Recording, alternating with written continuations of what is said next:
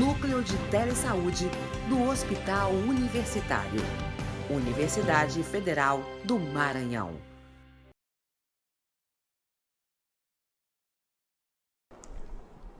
Vamos agora a mostrar os indicadores um por um, tá bom?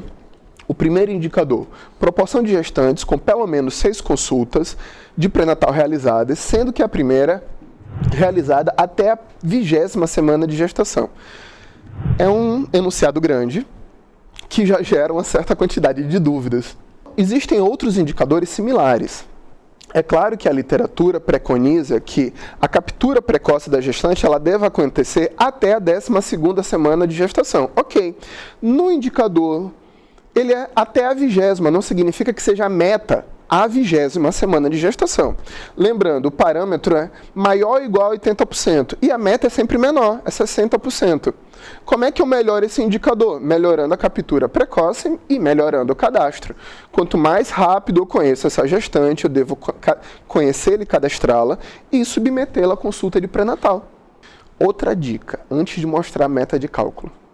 Se você tiver uma boa base cadastral, na ficha de qualificação de indicadores, existem sempre 2 formas de calcular o seu denominador, que é o todo. Se a sua base cadastral não for boa, existem perspectivas de público. Se a sua base cadastral já estiver boa, já estiver coerente com o público que você atende, você vai utilizar os dados do ESUS, da sua população cadastrada, de acordo com o recorte de cada indicador. E aí fica um indicador super transparente, super coerente com a sua necessidade. E aí, para cada indicador, eu já vou dar uma boa resposta, uma boa novidade. Tá? Cada indicador possui relatórios já no portal CISAB. Somente um indicador é a nossa exceção, por enquanto, que é o 5º indicador que avalia a imunização de crianças menor de ano. A gente não chegou lá, mas esse indicador ainda não está à disposição no CISAB, até porque essa informação ela precisa ser mais bem alimentada e fortalecida, o registro da imunização no CISAB, tá bom? E ela também é recente por causa de alguns processos de transição do CIS-PNI para o ESUS no que se refere à aplicação de imunobiológicos. Tá? Vamos para o segundo indicador, como já falamos. Esse segundo indicador também é relacionado ao público gestante, que é a proporção de gestantes com realização de exames de sífilis e de HIV.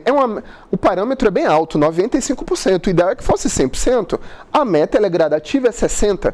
Para uma equipe que logo no primeiro quadrimestre conseguiu 65%, 80%, ótimo. Vamos caminhar no rumo dos 95%.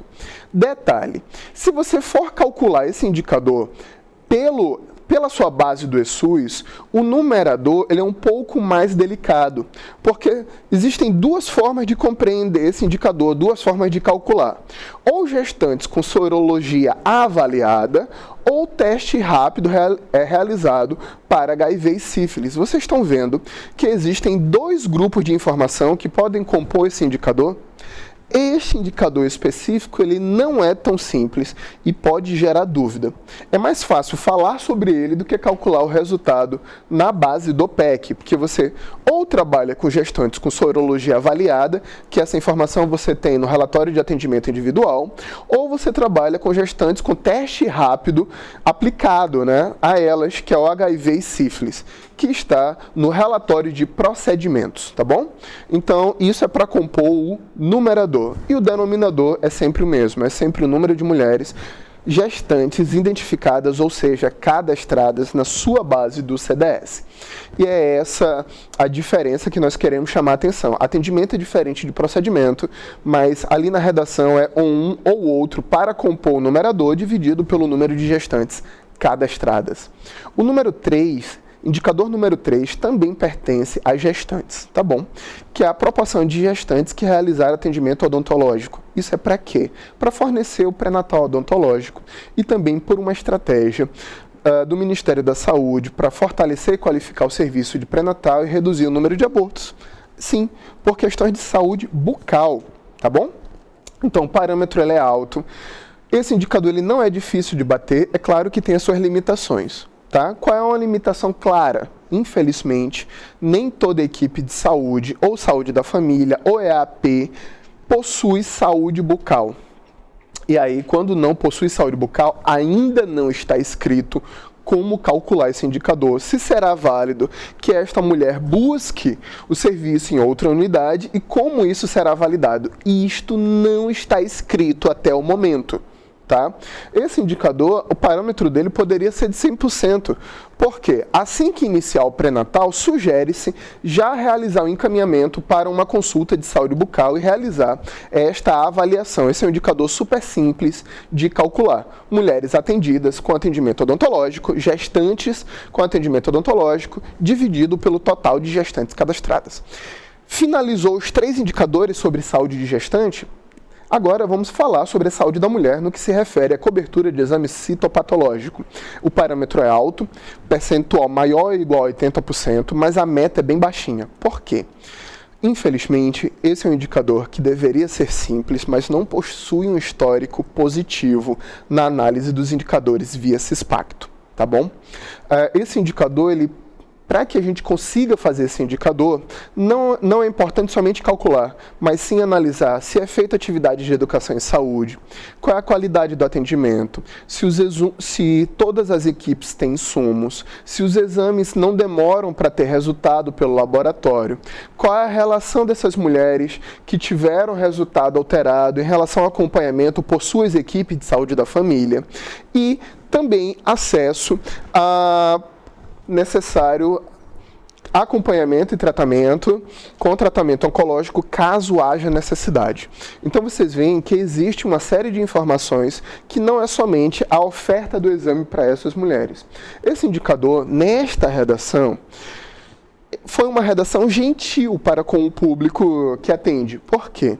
São mulheres dentro da faixa etária de 25 a 64 anos que tiveram pelo menos um exame citopatológico de colo de útero no intervalo de 3 anos. Então, muitas equipes podem achar confuso a avaliação de um indicador do mês de fevereiro, sendo que eu vou ter que perguntar para essa mulher qual foi a periodicidade dela em relação ao contato, ao acesso do exame citopatológico. Então, como isso nem sempre é tão simples e analisar esses dados pelo SUS não é tão simples, a gente tem que trabalhar com os relatórios gerenciais e com os relatórios operacionais, tá?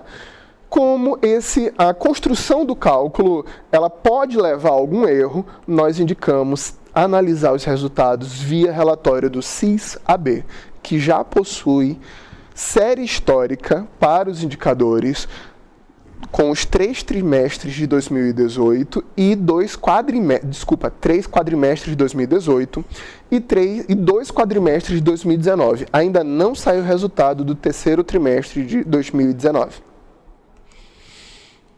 O indicador número 5, o público ele muda. Ele vai para cobertura vacinal referente a poliomielite e pentavalente no público de crianças até 1 ano de idade, ou seja, menores de 1 ano de idade.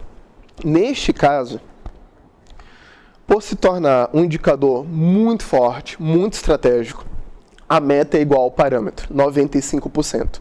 É uma meta alta? É, exatamente para que tenhamos um fortalecimento da imunização. Para bater esse indicador, você deve ter um bom planejamento de vacinação, uma boa captura dessa criança, um bom acompanhamento, porque muitas vezes, quando você não atualiza sua base cadastral, você pode ter uma gestante congelada no tempo durante 3 anos sem nunca ter parido. Então você até consegue vacinar a criança, mas não tem como montar um indicador, porque essa criança ela nunca foi cadastrada. Tá bom?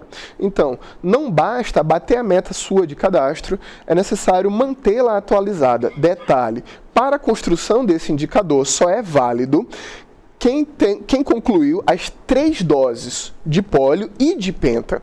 Vocês estão vendo que para bater um indicador existem 2 condições de vacinação que é necessário completar as 3 doses.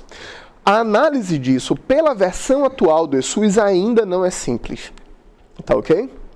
Como é que o Ministério monta quem é atendido versus quem é cadastrado? via cartão SUS do usuário, Cartão Nacional de Saúde. Então, fortalecimento de uma base de cadastro também é alinhado com o fortalecimento da informação do seu cartão SUS. Cartão SUS atualizado com todas as informações. Ainda não está disponível nenhuma outra versão do eSUS. No momento, no dia de hoje, dia 30 de janeiro de 2020, a versão atual é 3.218, tá? Que ainda não possui campo de CPF. Para atualizar o cartão SUS é necessário atualizar a base do CadWeb com informações novas. Quem tem sequência numérica muito antiga, 1, 2, 7 ou 8, assim que 1, 2 ou 8, assim que atualizar as informações, ganhará a numeração atualizada, que vai iniciar por 7, tá bom? Isso é feito no momento fora do eSUS, tá? É necessário sempre ter atenção com a sua base, tanto cadastral, quanto a qualidade e a atenção à base do seu cartão SUS. Indicador 6. O indicador 6 e o indicador 7 é voltado para o público com doenças crônicas. O indicador 6 é voltado para o público com hipertensão e o indicador 7 é voltado para o público com diabetes mellitus. É o quarto público dos indicadores, tá bom? A meta ela é menor, ela é mais acanhada, 50%, e o parâmetro ele é alto, é 90%. E o que é que esse indicador mede? Né? O nome do indicador, primeiramente, percentual de pessoas hipertensas com pressão arterial aferida em cada semestre. A gente sabe que a aferição de pressão arterial ela é feita com um grande número de usuários, mas muitas vezes esse procedimento ele é perdido porque ele não é lançado no sistema de forma adequada, com calma. Então, por favor, lancem essa informação no sistema, registrem adequadamente, para que vocês possam ter acesso com calma e qualidade para poder avaliar e pontuar no indicador número 6. O indicador 7, aqui vem a fórmula de cálculo, que é o número de hipertensos com pressão PA avaliada no último semestre, nos últimos 12 meses. E diante do número de total de hipertensos cadastrados. O indicador 7, voltado para pessoas que têm diabetes mellitus. Como é que se constrói o indicador 7? A partir do número de pessoas com diabetes mellitus que durante o atendimento pela equipe de saúde da família ou equipe de AP tiveram a hemoglobina glicada solicitada no período de 12 meses, tá bom? Se você quiser calcular o indicador só no eSUS, tu tem que sempre calcular o mês atual mais 11 meses para trás. Aí vai dar 12 meses. Tá?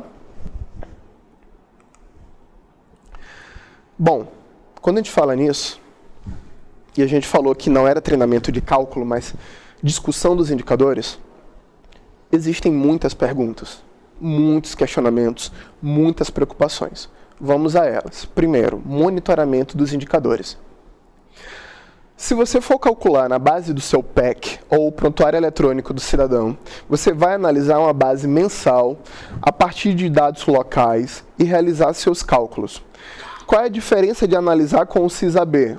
O relatório do CISAB ele é sempre quadrimestral. Eu posso configurar o meu PEC para gerar relatórios quadrimestrais? Pode.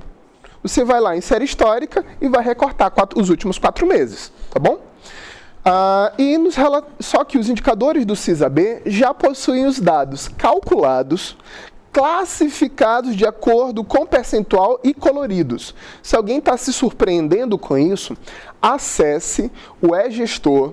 Para você acessar o eGestor é necessário ser cadastrado, ter login e senha e ter um perfil dentro do CISAB. Acessou o CISAB, você vai ter esta tela de relatórios, com relatórios de envio, relatórios de processamento, relatórios de saúde, relatórios de cadastro, vacinação e indicadores de desempenho. Quais são os relatórios super novinhos que você deve analisar? Relatório de cadastro, que ele também já tem resultados qualificados por quadrimestre e analisados de acordo com o parâmetro e tipologia de cada município. Isso é maravilhoso para quem está fazendo ações de fortalecimento de captação ponderada. É lindo esse relatório. Os relatórios de indicadores, que é esse último quadrinho de baixo, e os relatórios de saúde, para você ter acesso a relatórios de cálculo de produção e de atendimento e de procedimento, tá bom? O cálculo da vacinação de sarampo também é novo. Tá? Isso são coisas novas no CISAB. Mas o que é que a gente vai mergulhar mesmo? É no botão Indicadores de Desempenho, onde, ao clicar, você vai ter essa tela. Qual é a parte boa? Na parte de cima, tem material de leitura, que é a ficha de qualificação, ficha de preenchimento do guia PEC, guia de preenchimento do guia PEC e implementação, que é o dicionário Thrift, né?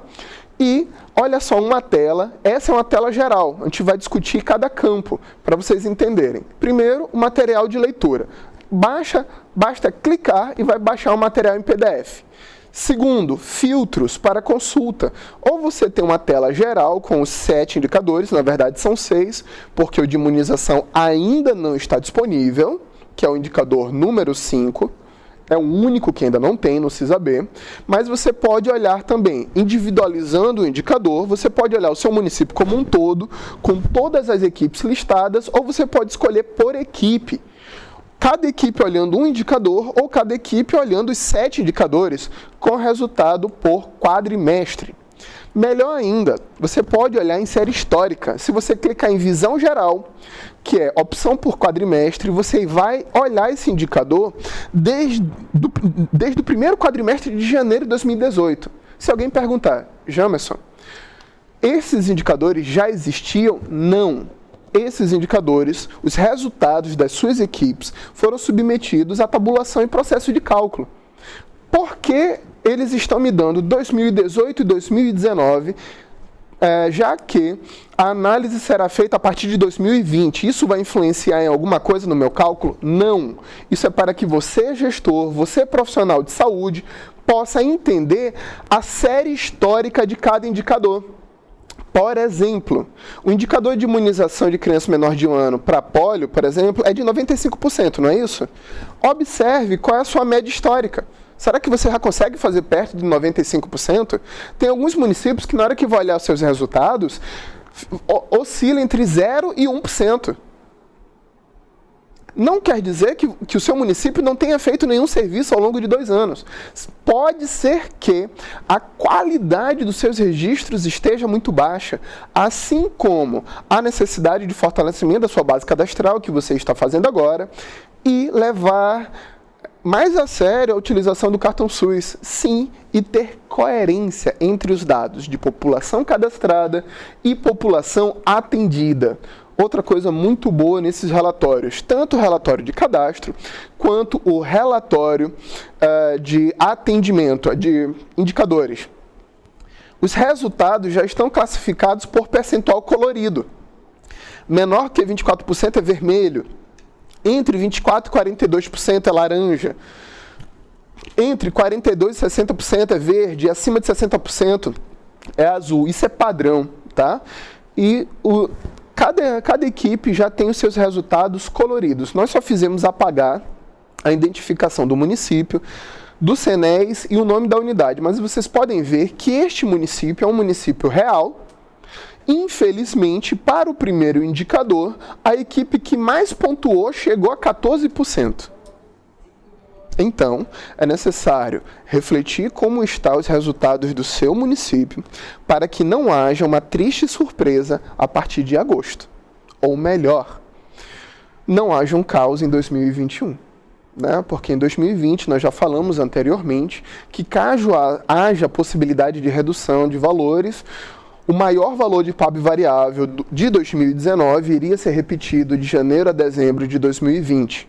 Então, a nossa maior preocupação ainda não é 2020, mas que a gente aprenda a lidar com indicadores pensando já no ano de 2021.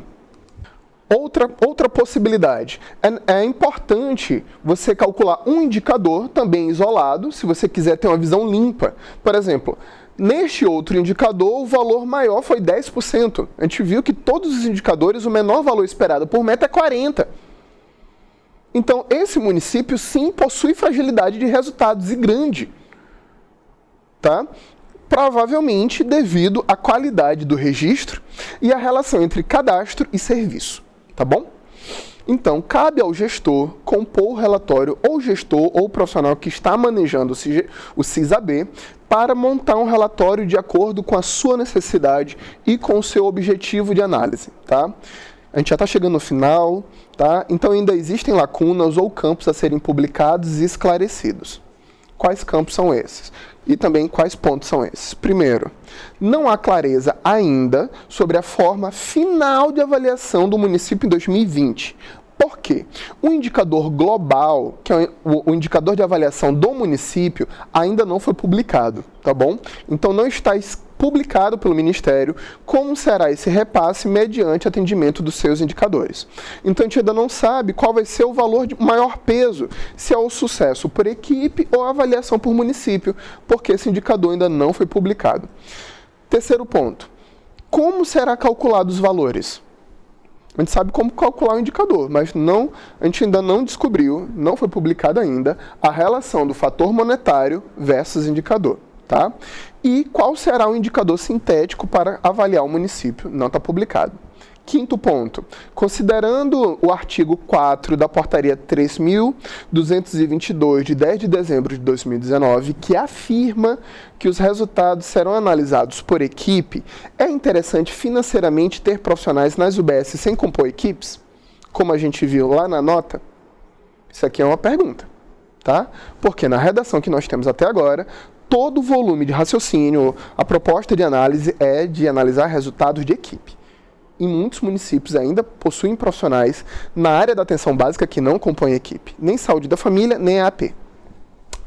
Sexta questão, como será realizado o indicador de percentual de atendimento odontológico a gestantes quando a equipe não possui serviço de saúde bucal? Será que ele vai ser calculado? Será que ele vai ser zerado? Será que as poucas equipes que eu tenho no meu município e todo o público atendido por elas vai pontuar para o atendimento, para a pontuação final?